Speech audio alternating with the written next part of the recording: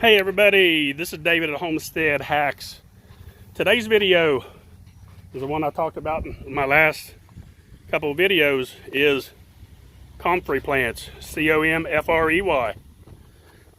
This right here, if you have a homestead, if you have a farm, these are a plus to have in your homestead. These things, I honestly don't see how people do without these.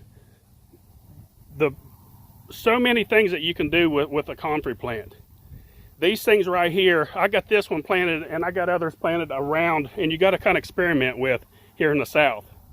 We're in North Georgia. The heat plays a role on these things, how well they do and how much water they get. Well, this one here, I get it planted outside my air condition, and you can see where the drain off comes from, and there's a little banana plant that I'll have to dig up in the winter time, of course. But the comfrey plant, it can live pretty much anywhere. Now, it gets a lot of moisture. I never have to worry about watering it here. So, you know, I try to keep it away from on this side to keep that clean. And I do need to get some weeds done there. I've been a little bit under the weather, so I've not had a chance to do that. So, but anyway, the comfrey plant, so many uses.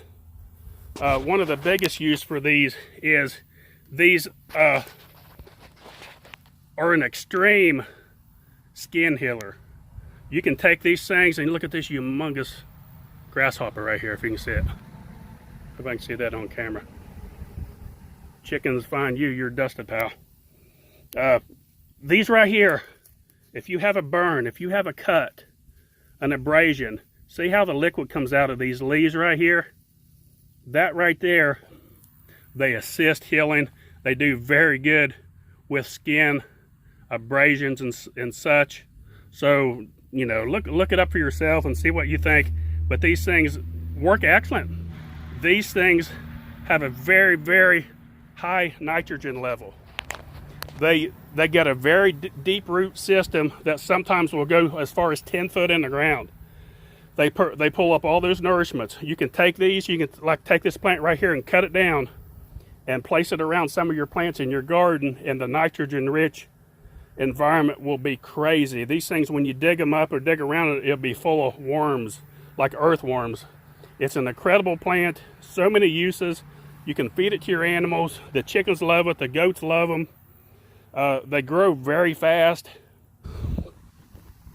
But if you want to know where you can get some of this, there's a place in North Carolina called Coe's, C-O-E, Comfrey, C-O-M-F-R-E-Y. They're in Nantahala, North Carolina. They sell the, I believe this, I'm not 100% sure, it's called a Bocking 14. There's a Bocking 4 and a Bocking 14. They're Russian varieties. Now, these are non-invasive. These do not put off seeds. These only spread by root division, so they're non-invasive. Now, sometimes if you do get them in a spot that is highly fertile ground, you may have a hard time killing it. But what some people do is just set like a compost top or something, even like a piece of plywood or something over it for a period of time, or some black plastic, and it'll kill it off.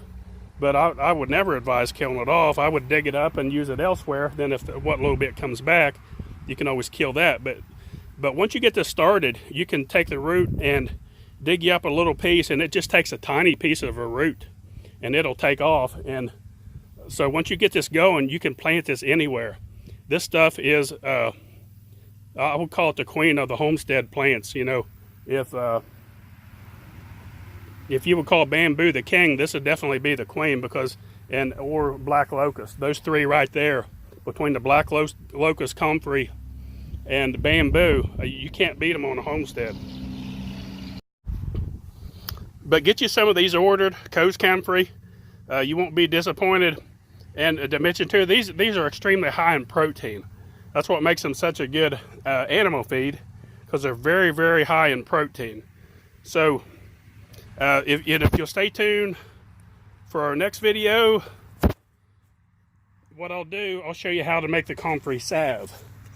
Let me show you some right here, what it looks like. Here's the Comfrey salve. This is made out of dried comfrey, olive oil, and beeswax, and that's it. I use my own beeswax. The only thing that doesn't come off of the Homestead here is the olive oil, of course. But the beeswax and the dried comfrey, it's very easy to dry in a dehydrator. You could actually even dry it in the sun, would work just as well. You can lay it out on where it wouldn't blow away, where it's hot. It'll dry out just as well and crumble it up, and use that like that. So stay tuned for one of our next videos, and we'll show you how to make the Comfrey salve. And don't forget, folks, I got a lot of videos coming up. We're going to keep hammering these, try to about 3 a week, trying to get this channel built up fast. I got a lot to share with the homesteader and the farmer. Don't forget, click on the little bell. Please share these videos, like and subscribe. Thanks for watching Homestead Hacks.